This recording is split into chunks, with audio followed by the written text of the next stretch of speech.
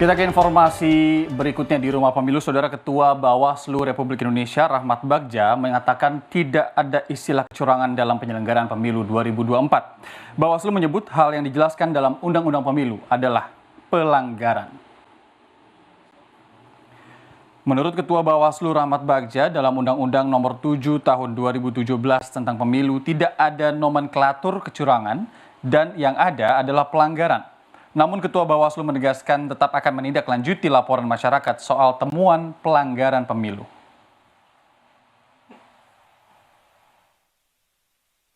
Tujuh tidak dikenal ke kecurangan pemilu. Jadi kami meluruskan ya, kalau kemudian perspektif Ini masyarakat. perbedaan hanya kata atau maknanya, Pak? Pertama, pelanggaran bukan hanya kata dan makna, tapi dalam undang-undang demikian.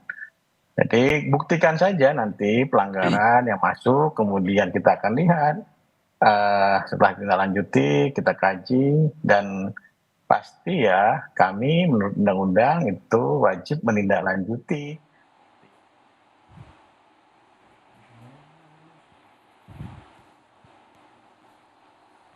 Tim kampanye nasional Prabowo Gibran merespons pernyataan Ketua Bawaslu soal diksi kecurangan.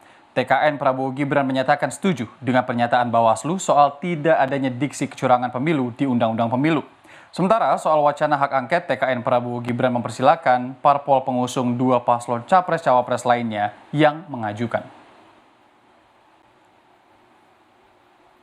Dan itu hanya kecil ya dari segi persentasenya, dan juga tidak ada kecurangan yang TSM yang terstruktur, sistematif, dan masif. Itu nggak ada gitu loh. Jadi kita sepakat dengan apa yang dikatakan Bawaslu bahwa memang pesta demokrasi kali ini adalah pesta demokrasi terbesar di dunia yang berlangsung aman dan tanpa kecurangan. Lakukan kayak mereka mau bikin hak interpelasi atau angket di DPR sih sah-sah aja, itu kan demokrasi. Sementara itu, Tim Nasional Capres-Cawapres Anies Mohaimin menyanggah pernyataan Ketua Bawaslu Rahmat Bagja soal tidak ada kecurangan di dalam istilah kepemiluan.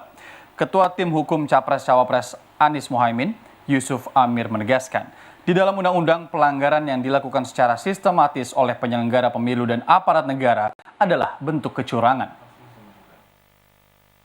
Kalau kami dari awal, jauh sebelum terlaksananya pencoblosan, sudah banyak terjadi kecurangan.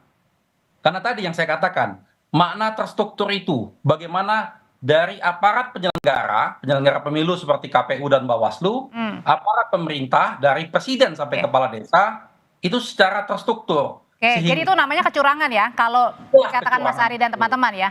Ya, betul. Saudara, calon wakil